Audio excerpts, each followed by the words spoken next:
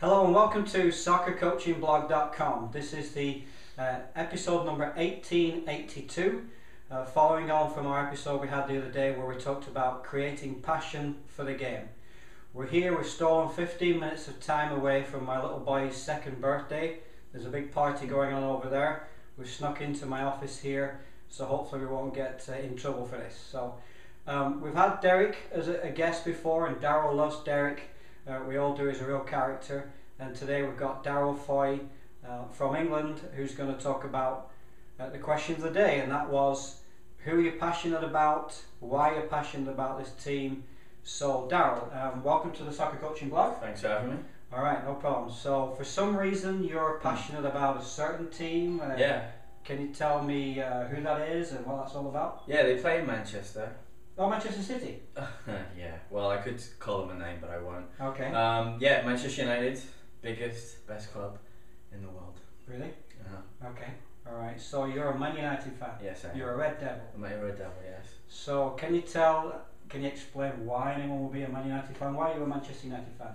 Well, it started with my family. All my grandparents are from Ireland, and like many of the Irish immigrants that come over to England, they pretty much support one of two clubs, Liverpool, Manchester United. And Celtic maybe? Maybe Celtic, okay. Yeah. Scottish football. Yeah. Yeah, so my granddad came over and he had a huge passion, obviously, around the time that my mum was born. Georgie Best, who was one of our greatest ever players, yep. one of the greatest players ever to play the game of football, soccer, I suppose I should call it. We used to take my mum to see him anytime he was in town. You know, he had his ups and downs, but he was just a great player. And then once I was born, it kind of just got passed down through the generations. My dad also supported Manchester United. He also has a soft spot for West Ham United, okay. But I never went there. I grew up a lot with my granddad. Both my parents worked, so I kind of hung out with him from about obviously 1 or 2 until I was about 7 or 8. So those are kind of the formative years. Yeah. Yeah. And we used to watch football together, and I just loved. And it's the same now. I just always loved the way Manchester United played. They were always attacking. 2 wingers, which I love. Just really getting the ball down the sides and just fast players, skillful players. Just a joy to watch. And I really started watching them properly in the 88, 89 season when I was about 9 years old. That's really when I started getting into it. Right. And I went to a couple of games, and I always remember watching the 1990 FA Cup final against Crystal Palace. Right. Mark Hughes, who at the time was my favourite player. Right. Tree trunk legs, mm-hmm. Powerful. Warrior. Oh, complete warrior. He scored 2 goals in that game, I believe. I remember rightly. He finished 3-3. Brian Robson also, Captain Marvel. Just a real gutsy side. Ferguson was under real pressure at the time. Alex Ferguson, the coach, he hadn't won any trophy at that time, and you know, it was a real hard time for I think the whole team, and that FA Cup really changed everything. Like a tipping point for the team. Yeah, they won the replay 1-0. Was a Lee Martin goal. And then the next season they won what's now the Carling Cup. I think it was the Rumbelows or Milk Cup or whatever. Yeah, exactly. And then and the next year we won the. We won the year after we won the Cup Winners' Cup. Right. Against Barcelona. And that was that the volley from Mark Hughes? Where he took it around the goalkeeper. Yeah, it was almost at the corner flag. Yeah, volleyed it in. And he just launched it at the back of the net. Just and these memories, I mean, that's what soccer football is all about. Exactly. And then 2002, 2003. I know I'm kind of jumping ahead a little bit. I mean, I came into support Manchester United at a great period. Right. My granddad and my dad had the 70s, 80s. Never won the Premier League for 20 years. 26 years. 26, wow. Yeah, won the FA Cup a couple of times, beating Everton, and relegation. Yeah, relegated. Bouncing up and down, and in Ferguson, when Ferguson came in, it took years to get it changed, but he really started working at the youth level, getting those players to, which eventually become the Fergie's Yep. fledglings. But yeah, that year the team were good. They just missed out of the division which used to be the old First Division before it turned into the Premiership. From Leeds United, who scumbags. I'll just leave it at that. Nobody likes Leeds. I mean, Not really. not really. Just lost out a couple of points. I just remember that day they lost that. They played Liverpool. It was on, and this is back when there was hardly any television. As far as games, You're lucky to get. They used to have Wednesday night midweek sports special. Yeah. And they had Saturday match of the day. Yeah. And then they started showing a live game on a Sunday. It was usually an Italian game, and if you had any worries about insomnia or wanted to just end your life, all you needed to do was just watch an Italian game on a Sunday afternoon. A live game, 90 minutes of Italian soccer would put anyone to sleep and just tip you over the edge as well. If you were depressed, Italian game, you're done. Oh yeah. Yeah, even at 11 years old, I felt like hanging myself sometimes when I watched that. Yeah, my dad used to watch it, and he used to fall asleep, and my grandma used to wake him up. Gordon, they've scored, and he'd wake up. Oh, okay. Boom, back asleep again. And that'd be the only goal in the game. Exactly. One yeah. Catenaccio, is that right? Something like that. Yeah. So and that was a Sunday game they showed live at Anfield. We lost 2-0, and I just remember crying my eyes out. And Leeds had a player at the time who I hated was a passion. Eric Cantona. Exactly. He was brilliant then. Obviously, big rival. You hate the good players in a team. You don't hate the rubbish players that your rivals have. It's a compliment. Yeah, and I remember the next season I came home from soccer practice or whatever, a game, and my dad saying, "You'll never guess who we've signed." Right. And I was like, "I have no idea." He said, "You'll never guess." He went, "Eric Cantona." And like that, nice one. It's like suddenly he's a hero. Already. Exactly. Yeah. It was so fickle as it's. I was like, oh. 1.2 million, the best 1.2 million Man United ever spent. Yeah, and Leeds were trying to buy our left back at the time, Dennis Irwin, who one of the best fullbacks you'll ever see, Mr. Consistent. And Ferguson cheekily asked, well, you can't have Dennis Irwin, but we'll take Cantona from you. And the Leeds chairman said, "I'll get back to you on that." And he was like, "Really? 1.2?" He came. I remember some of the fans just did not want him there. And I was thinking, well, let's see. He's a great player. And that was it. That was the turning point, the catalyst. For me, I'm 30 years old now. The greatest period of Manchester United. Yes, we'll win the trebles later on in '99, and win the double in 2008. Lose the Premier League in '95. Yeah, to some shocking team. But that team at that time was skillful, powerful. You had Schmeichel in goal, who arguably the best goalkeeper. Yeah. Big Danish pig farmer. Yeah.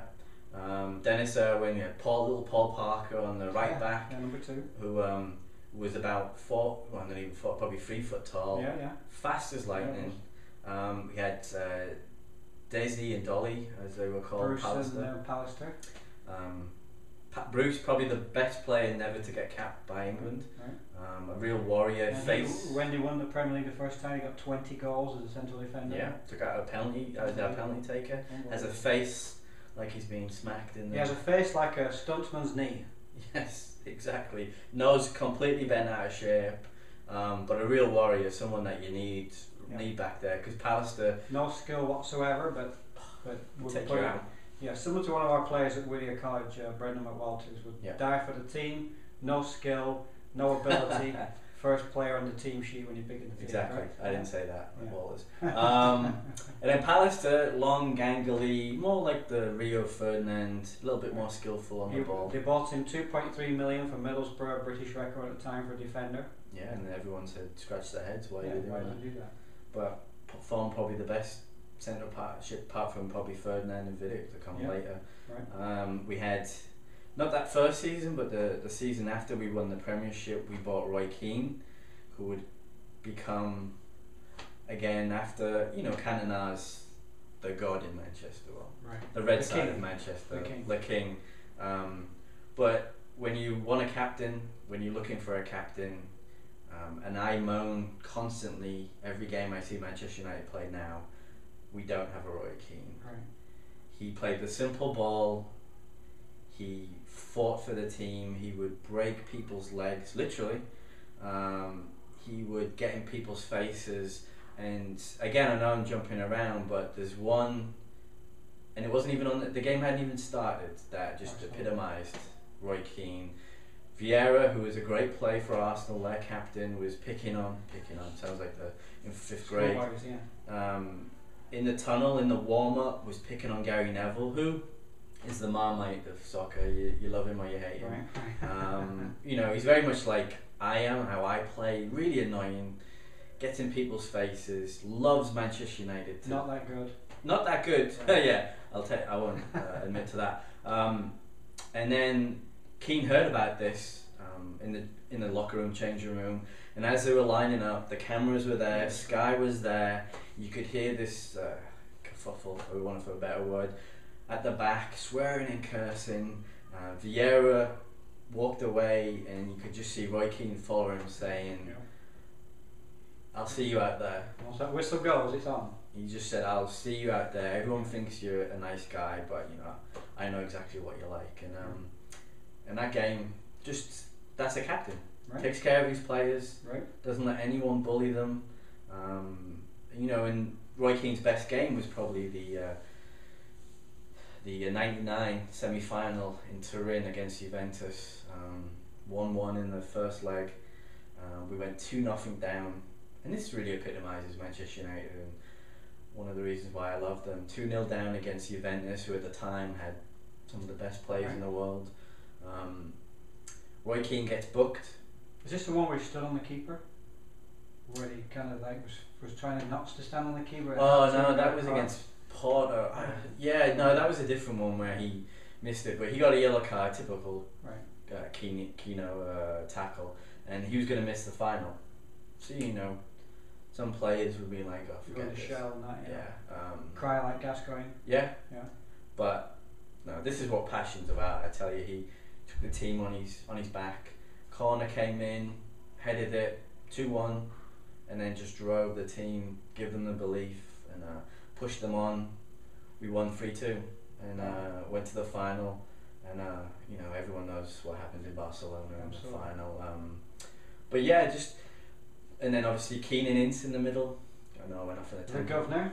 Yeah, the self-proclaimed governor, and I've come to respect him more. He left Man United and then he went back to Liverpool, and it's hard to stomach. Yes. But great player, Yeah. dynamic. And then we had Giggs and Kanchelskis on the wings, Right. and then Mark Hughes and Eric Cannon out front. What a team. I used to remember Schmeichel would get the ball and he'd get it out to Giggs with a long throw to the halfway line, or out to Kanchelskis, and they'd be flying down the wing. It was good to see. How long have we got left? How many minutes have we had? 13. 13, okay, a couple of minutes. So the idea of having Darryl on the show today was to show you what passion about a game or a team is all about. And he's just recollected 10 years of his life. There are different games, different goals, different moments, different players, and that's what we want to try and promote out there with our soccer coaches and pass it on to the team. My team's Blackburn. I remember a lot of what Darryl said there. I remember some of the games he talked about and the players, and yeah, I don't like Man United, of course I don't. I'm a Blackburn Rovers fan and we're 30 minutes apart, we hate each other.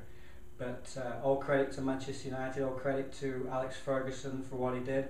I was a student at Aberdeen University at the time. When he left Aberdeen and went down to Manchester, that caused a lot of trouble at the time up at Aberdeen. And so I've watched the team because I like Fergie. I feel a connection with him because of the Aberdeen connection.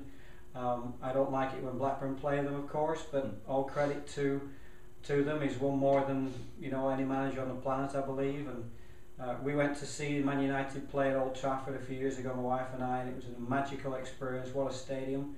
And that's what we're going to encourage our coaches who are watching to do. Pass on some passion to your players. Get your players to like a Manchester United or a Blackburn Rovers or whoever it is. Get your favourite players.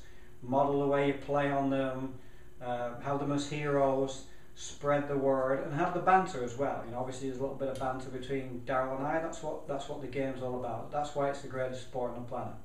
So again, leave a comment, let us know who your team is, who your favourite team is, why it's your favourite team. Could be a story like Darryl's, it could be completely something different to that. We want to know, we want to spread the passion of the game.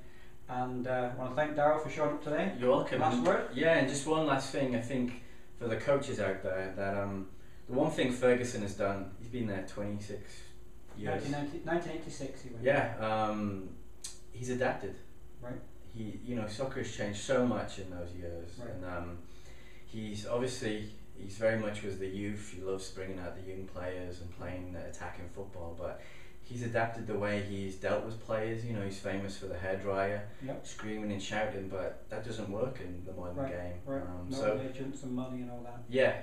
So any coach out there, you've got to really work individually with each player and try and get that collective togetherness. I think that's what we're all talking about. Right, well, thanks, Darryl. Thanks for viewing again. We'll be putting out another episode very quickly, and let's talk soccer.